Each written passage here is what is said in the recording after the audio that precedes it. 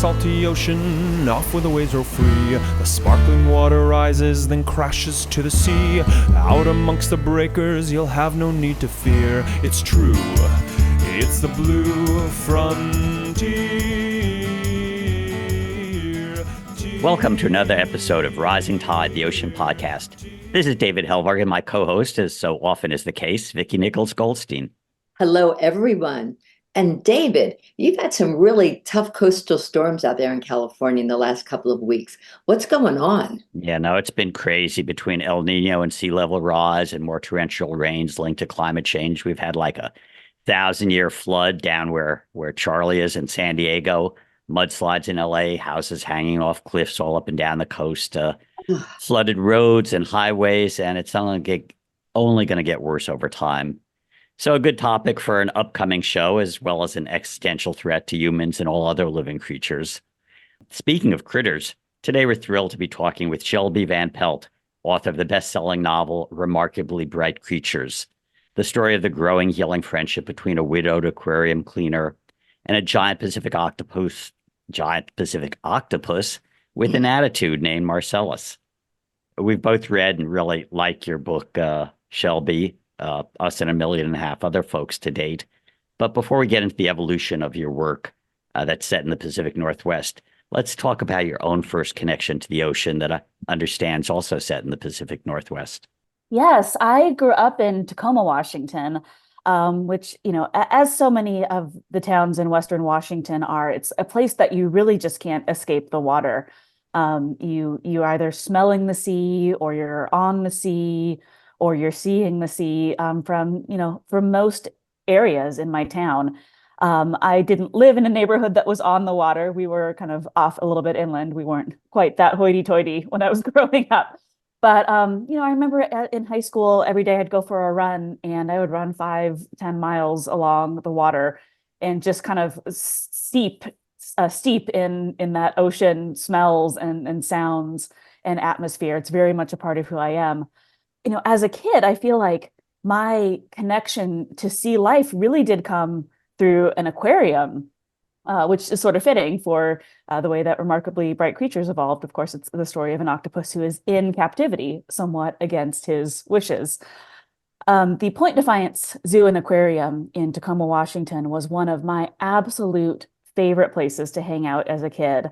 And they had this building. The building is still there, but it has been replaced by a fancier aquarium. But the aquarium when I was growing up was this round cement building. It was all creatures from the Pacific Northwest that were from there. It was dark. It was smelly. The walls were damp. Like, you were never sure why the walls were damp. It's like, why is everything so wet in here? Why does it smell like feet?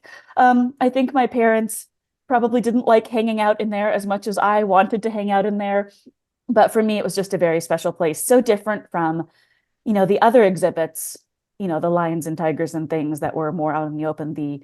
This aquarium in particular just felt very intimate to me. It kind of felt like being let in on a secret to be in there with these creatures from the deep that I would have no way of knowing otherwise. And did you have some favorites?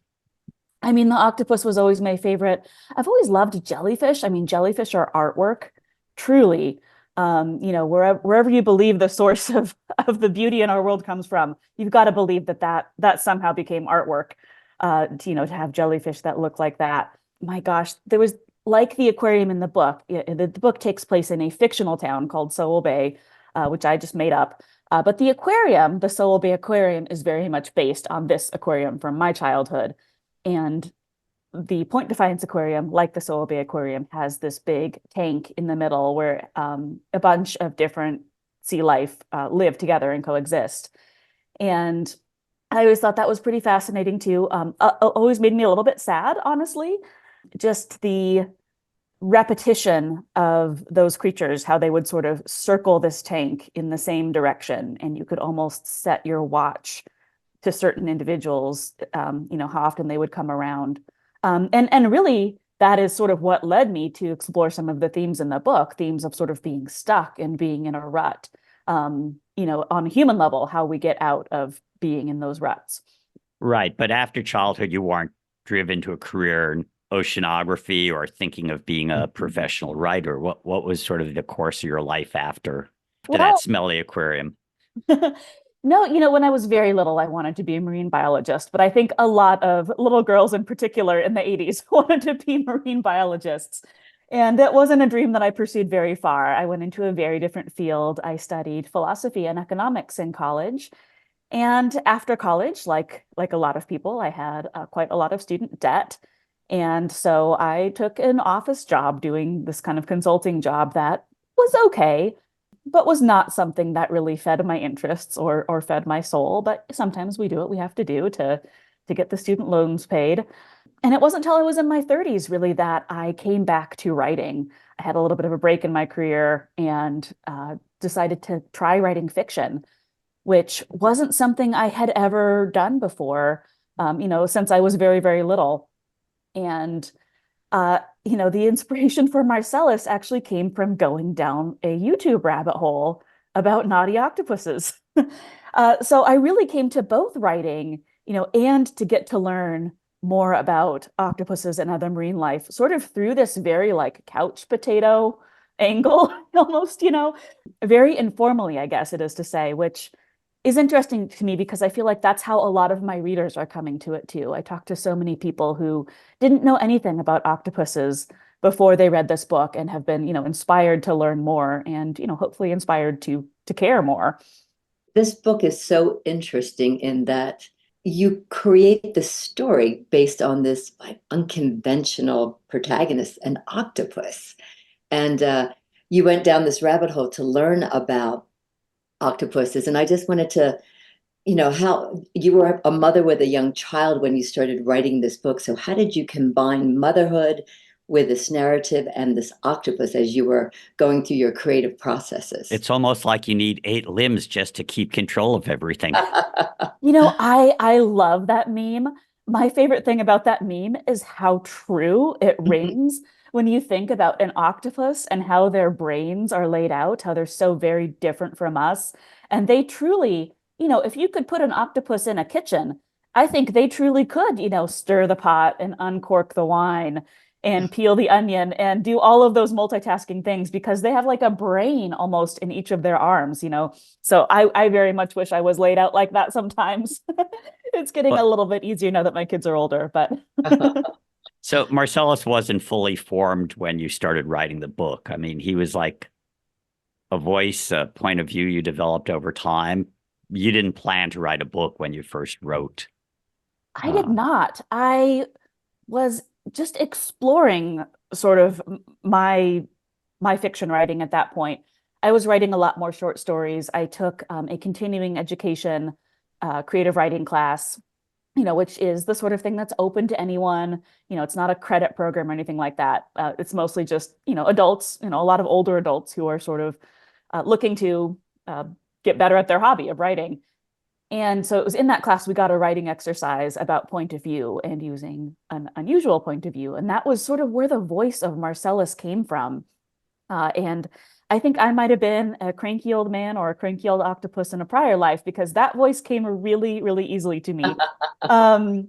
Just the curmudgeonliness, the boredom, really. And I feel like that rings true with so much of what I've learned about octopuses, particularly in reading, Cy Montgomery's work and the work of other people who have worked with octopuses in captivity, is just how very much effort they have to put in to keep those octopuses from being very bored and unhappy. Very bored, yeah. And how did you come up with the name Marcellus? So at one point I wanted to name him Marcus Aurelius after the Stoic philosopher. I thought that was an awesome name for an octopus, and how much more fitting could it be for this animal in captivity that is nearing the end of its life and sort of contemplating the end of its life on a daily basis. I was working with a critique partner and we kind of workshopped that, and she kind of thought it was like too much of a mouthful. It just made the book sound more serious than it was. And so we mashed the words up, Marcus Aurelius into Marcellus. And, I can't imagine him being named anything else. Oh, it works. Definitely. So Obviously, when you're writing about cephalopods, you have to learn a lot about octopuses. So, what are some of your insights into your research? Like, what did you discover? What were some of the fascinating facts, other than the fact that they've got 8 legs and can do multitasking? Well, I think, the initial inspiration for Marcellus of learning how, sort of the shenanigans, for lack of a better word, that these animals get up to when they're put in captivity really did inform a lot of Marcellus's movements in the story. I did very carefully research to make sure that everything he was doing on a physical level was possible. And I think that's where a lot of the joy and wonder that I hear from readers comes from. They'll say to me, "Oh, there's no way an octopus could fit through something that size." And I'll say, "No, go look it up, go Google it. You'll find a bunch of videos. They actually can." So I did a lot of online research initially. I have a little bit of a problem when I'm drafting that I'm very easily distractible, especially when the topic of the research is something as fun as a cephalopod or any other kind of marine life. So when I was drafting, I kind of had to make like a 5-minute rule for myself that if I needed, I want Marcellus to be, holding a pencil. He didn't end up doing that in the book. Turns out that didn't really work. But something like that, I let myself 5 minutes on the internet looking this up and trying to figure it out, and then I would leave myself a placeholder and kind of move on. Otherwise, you go down so many fun little trails of learning with these creatures. And then on the revision was really when I got into the weeds of, okay, I need to figure out every movement that he's making needs to feel real. Everything that's going on in his head, that's where I put my fiction writer hat on and took the artistic liberty of giving him these voices and the ability to read and all of that. But his physical movements, I really did try to make them feel real. And I am very lucky. One of my online writing groups had a woman in it who had worked in marine biology. So I had her read through it and she set me straight on a few things. She put me in touch with some folks that she had worked with who actually work in octopus rescue up in Alaska. And they were very helpful and patient in answering what I'm sure seemed like very weird questions that I was sending them. In addition to learning about the octopuses or the octopus, or the octopi. Another possible way to say it, but how you really explore your themes of grief and connection. And I was just wondering how you got to that piece with the relationship with Tova and Marcellus and how that became central to your story. Well, I think from the beginning, from the beginning of Marcellus's existence, and truly from the very first words that I wrote of him, it's the very first words that I wrote in his point of view are pretty faithful to what ended up being the first page of the book. This is a book about a creature who's at the end of its life. I kind of felt like there was no way this wasn't going to be a book about grief in some way, and about how learning to seize what you have left, even if it's only a short time that you do have left. My human characters are, in a little bit better a position. Tova is the widow who works in the aquarium, who becomes friends with Marcellus. She has a little bit more time left than she does. I like to say she's kind of at a 3/4 life crisis. She's in her 70s. But yeah, she has had a lot of loss in her life and has not been very productive at dealing with those emotions. And a lot of this comes from my family. I grew up in a Scandinavian family, a Swedish family. My grandmother was the inspiration for the character of Tova. And I feel like I took a lot of what I sometimes think of, we're stoic to a fault. You kind of keep everything bottled up inside and you put your head down and you do the work. And that's what Tova in the book has been doing for decades. And it finally comes to a head and she needs to learn how to sort of allow herself to be vulnerable and allow people to help her. And, the very first, I almost said person, the very first creature that she feels comfortable doing that to is Marcellus. And it sort of comes about from this, almost magical experience she has when he like touches her and kind of tastes her. And they have that physical contact that is unlike anything that she's ever really experienced, and I think brings about some of that vulnerability in her. So It, it's hard to get a first novel in terms of agentry and a publisher, especially something that's fresh and unique like your book is.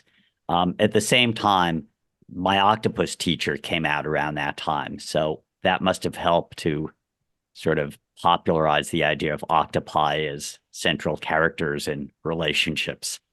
Oh, absolutely. I have a story about my octopus teacher. So I love it's fantastic. I recommend it to everyone, especially if they have read my book and haven't seen it. I'm like, oh, you're going to love this. You're in for a treat. I had just finished finished my draft of Remarkably Bright Creatures, and I was getting ready to query it to agents. This was like late summer of 2020. And so I was already feeling kind of like just kind of vulnerable, and you're about to send your work out into the world, and it's scary, and you're steeling yourself for rejection.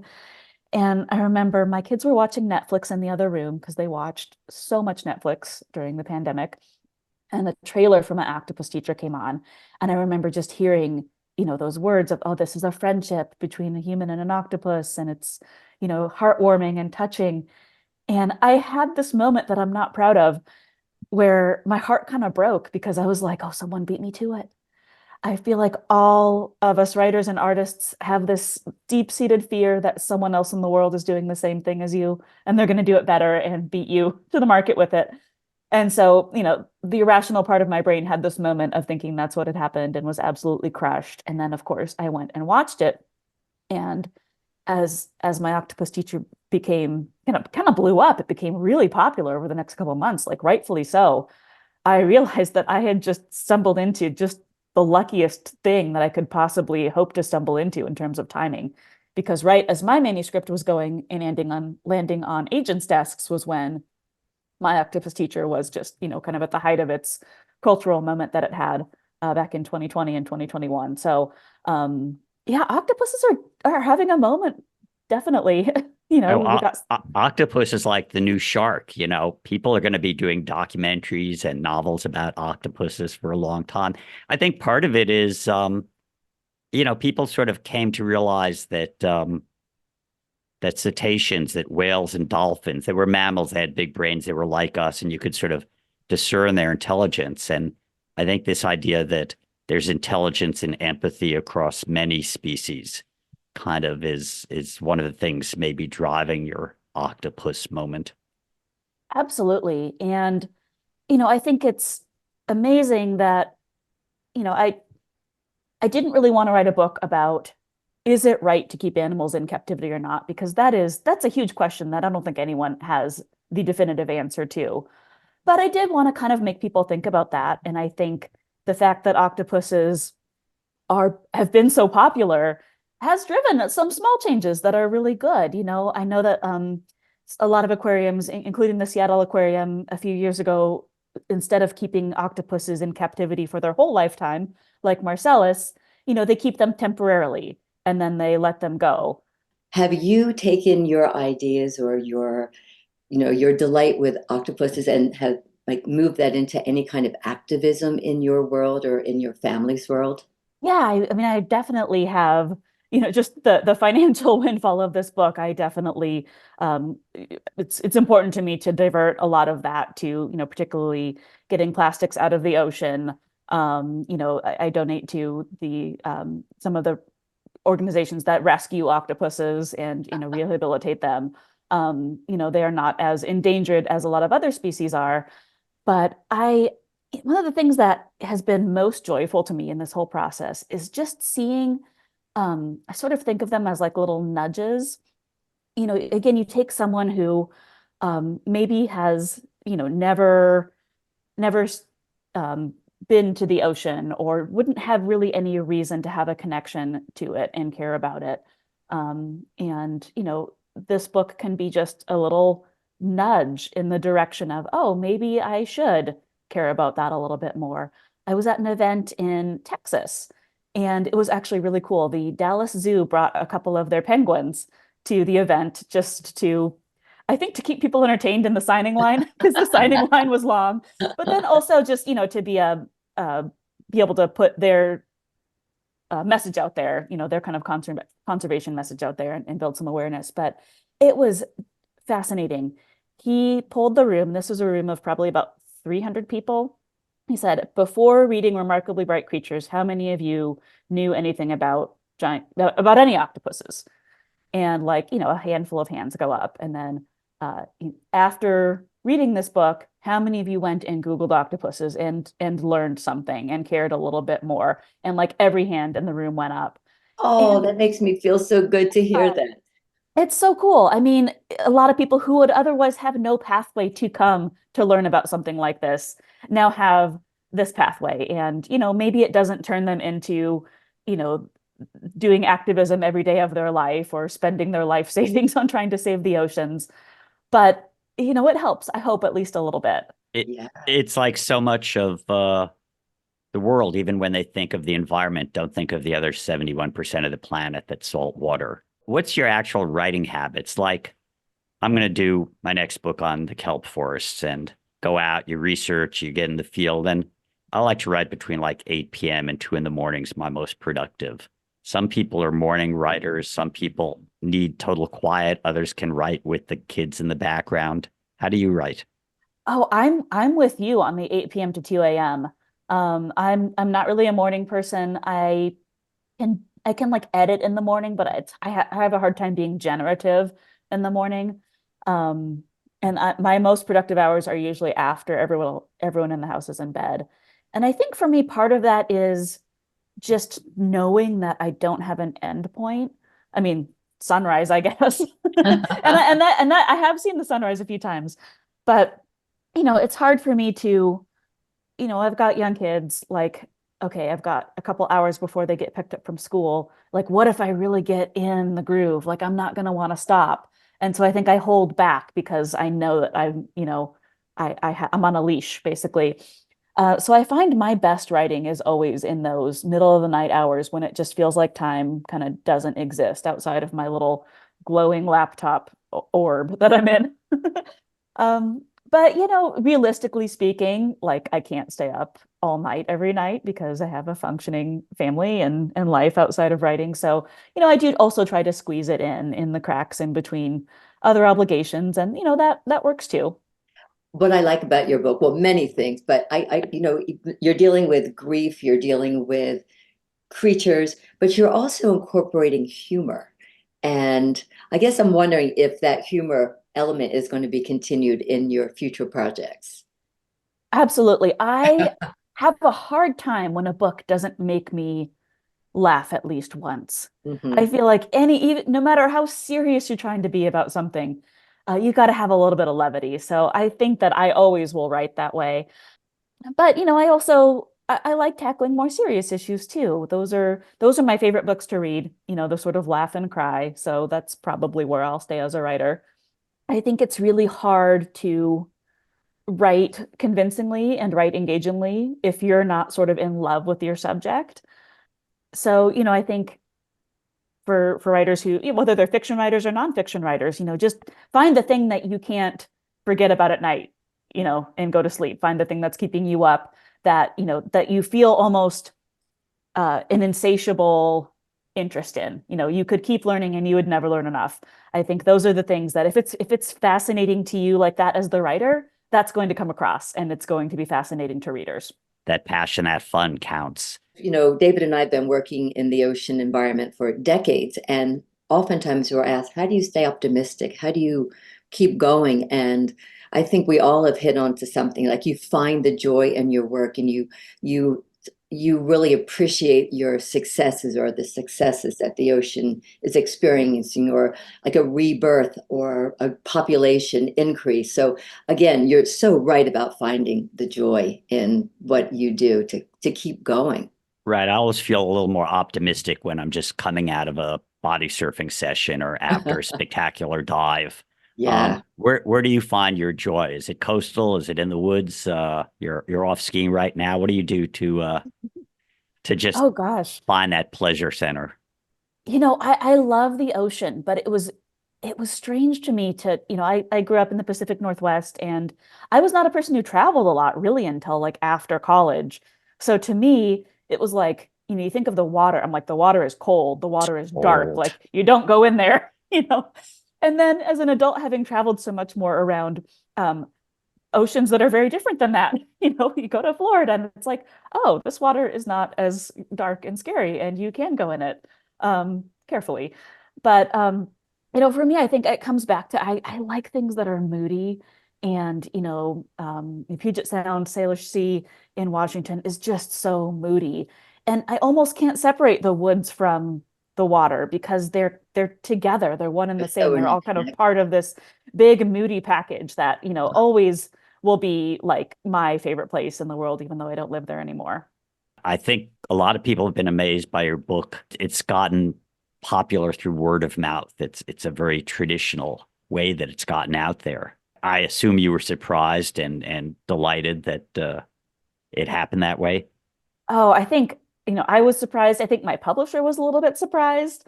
They had a good marketing campaign for it, a great marketing campaign when it came out back in 2022.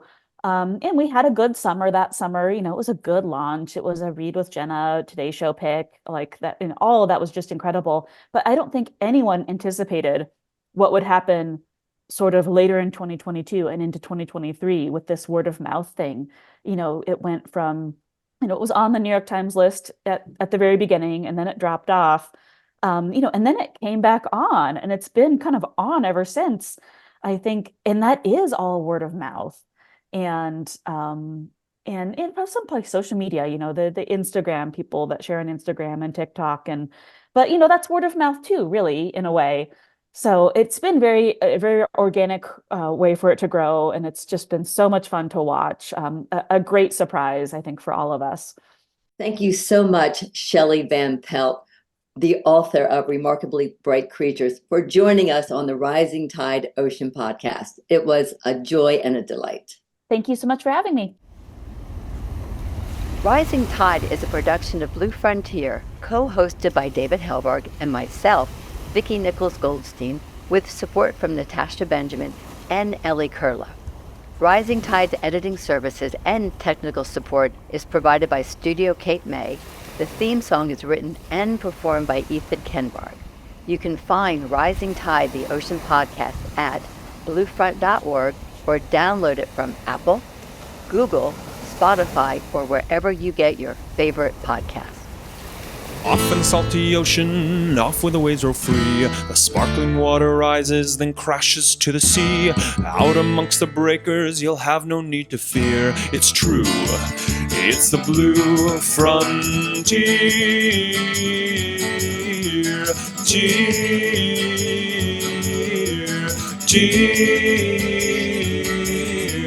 Off in the salty ocean, off to the blue frontier.